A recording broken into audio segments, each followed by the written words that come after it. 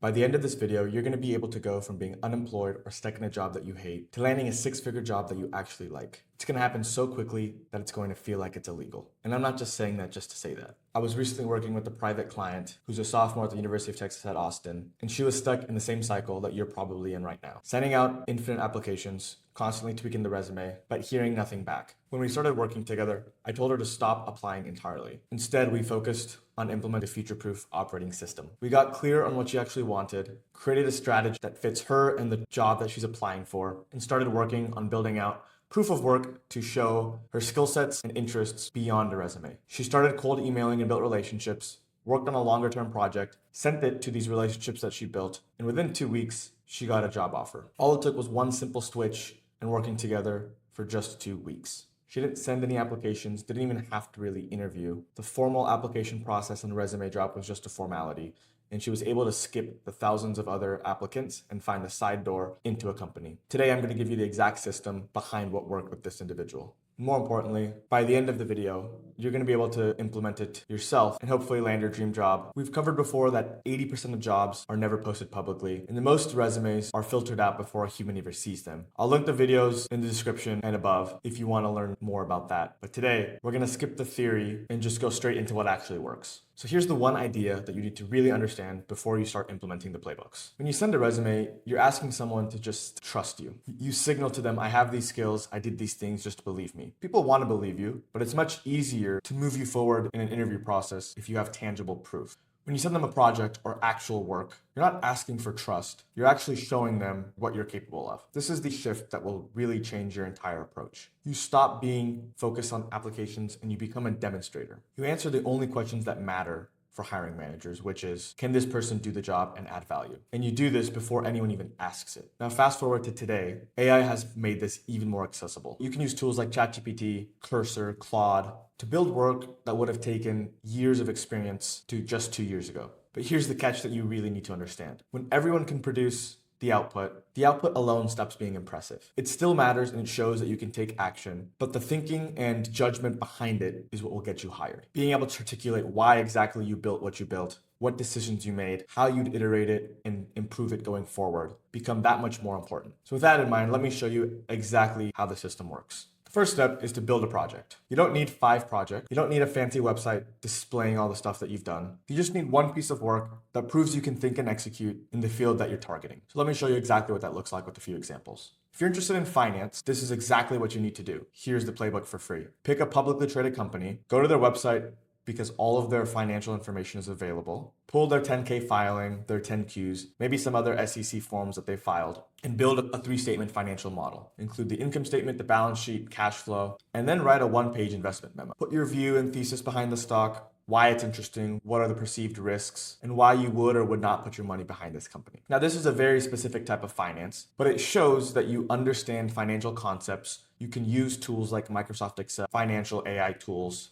and you can really think behind investment decisions critically. Because even if you don't want to be at a hedge fund or anything to do with stocks, the skills translate to other parts of finance. And what makes this so powerful is that you're not just showing that you can build a model, because now AI frankly can do that in less than 30 minutes. You're showing how you think about a business, your judgment, your taste, and that's what a hiring manager at a bank or fund actually cares about. If you're interested in investment banking or consulting, pick a recent deal or transaction that whatever firm you're targeting worked on and write whether you think the buyer overpaid for it or underpaid for it. If you send that to someone at the firm or someone who worked on the deal, I promise you they'll have an opinion and thoughts. And so now you have a conversation. So this goes way beyond finance, and you can do this for pretty much every field. If you're in data science, for example, you can go to websites like Kaggle or any public dataset source. Pick a dataset that's relevant to the industry that you care about, and then you can try to clean it, analyze it, and build a predictive model and come up with real insights.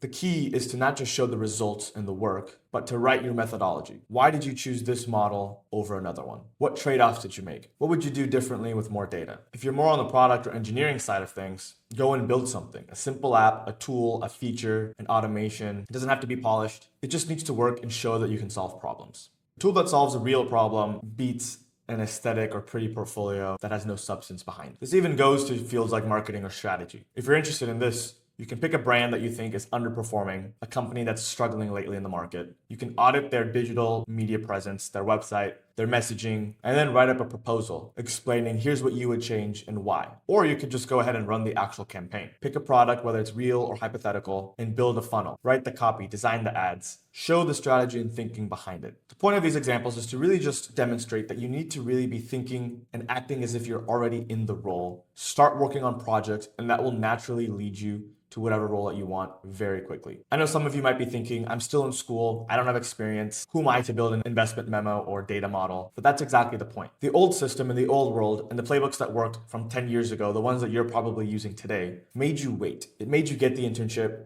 then get the experience. You had to prove yourself over a longer term while doing projects and building a portfolio for whatever industry you're interested will break that loop entirely. This is what I mean by you'll be playing a completely different game. Nobody's going to ask you where you learned to do the things that you just did, whether it's build a model, do a marketing campaign, or whatever. They're just going to take a look at it and view you as somebody who can just get things done. And what makes this really unfair is, especially when you're young, the expectations are lower. No one expects a 20-year-old's investment memo or data project to be groundbreaking. We were all 20 at one point, and we understand we don't know much. They just expect it to be thoughtful and expect it to show that you can actually do the work and think critically and take action. The bar is not perfection or even excellence. It's just simply proof that you can do and execute on something. The great part of being young in 2026 is that you have AI to literally help you do whatever you want. Use AI to help you build it and use it to accelerate your learning, stress test what you're thinking, fill gaps in your knowledge. But remember, since everybody has access to the same tool, what separates you is not the actual product per se, it's the judgment and the taste and the thinking behind what you're actually building. The tool is the accelerant, but you as a human are the actual differentiator. As you do projects and send it to people, you will get feedback and you will get better and better the more you do it. So step 2 to all this is you have to send it to someone who matters. Having a project just on your laptop, sitting idly, doesn't really help anybody. The power is in how you deploy it. And this is where most people freeze up, because sending your work to strangers is pretty terrifying. So let me give you the exact playbook on how to make this effortless. First, you want to build a target list. Open up a spreadsheet and put 3 columns: the person's name, their company, and why you're targeting them specifically.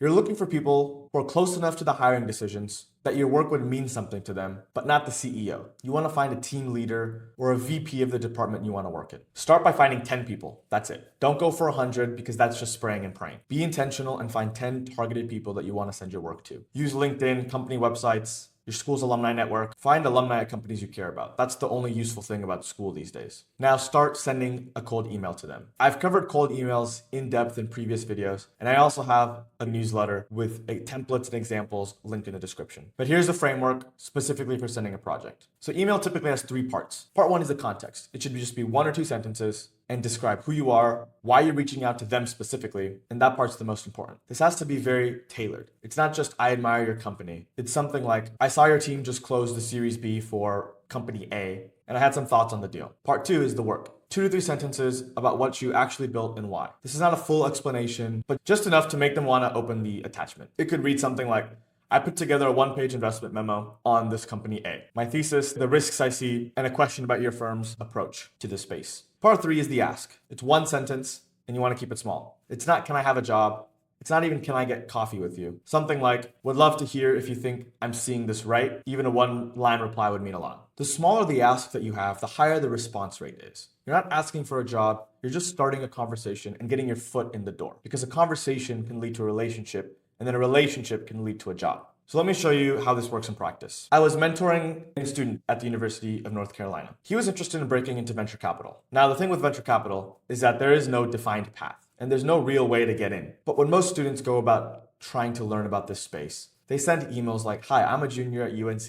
I'd love to learn about your career path. Would you have 15 minutes for a coffee chat? Now, sometimes someone might respond if you have some deep connection to them, but for the most part, these emails will get ignored. It's not because it's rude, because it asks for something without offering anything. There's no reason to really respond here. When we were working with this student, here's what we did together. I guided him to pick a startup in the VC firm's portfolio. He worked on a 1-page investment memo, what he liked about it, a risk he identified, and a question about the firm's thesis. Then he found 3 other companies in the same space the firm should look at.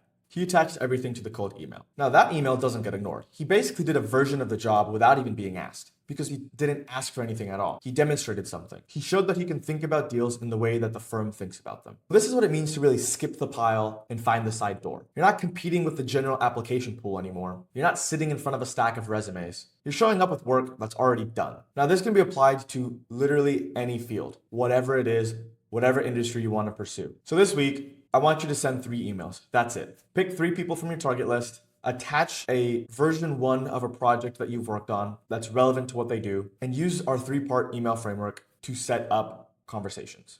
While all the information I'm giving you is right here, less than 1% of people will actually do this. Out of everyone watching this video right now, almost no one will actually build the project and send the email. It's not because it's hard, it's because it's uncomfortable and it feels easier to submit another application and just hope for the best. So even if you take small action, you are already better than 99% of your peers. Because the people who do this, they're playing a completely different game and a game with no competition. These are the people that are future-proofing themselves and are the ones that are going to be landing high 6-figure salaries. It's really not that hard. It just requires you to be uncomfortable, face some of your fears, and really just start taking action. So let me leave you with this. You have the entire framework now. You have the system. You have exactly what you need to go and land a 6-figure job in less than 30 days. I promise you, if you take action for just 30 minutes to 60 minutes a day, you will start seeing so much results, more than you ever saw with your previous way of going about recruiting. You don't need to overhaul your entire strategy just today. You just need to do 2 simple things. 1, build a project this week. Pick your field, use the exercises I just gave you, use AI to help you build it. And it doesn't need to be perfect. It needs to be real and it needs to show how you think. The second thing is send it to just one person who matters. Use the cold email framework, provide context, show your work, and make a simple ask. Try to start building a relationship with somebody. This single act of building something real and putting it in front of the right person will put you further ahead than 100 applications would this week. If you want to go deeper on this, the cold email templates, the targeting strategy, the full system behind how all of this works, I break it down all in my newsletter. It's free, it comes out weekly, and the link is in the description below. I also want to hear from you. Drop a comment below and tell me what's one project you'd build this week if you knew it would land you a conversation. I'm genuinely curious about this. Tell me your field and what you'd make. So the game has changed, and the people who figure that out first will win. We're still very early in the shift from the knowledge economy to the wisdom economy. I'll see you in the next video. Bye.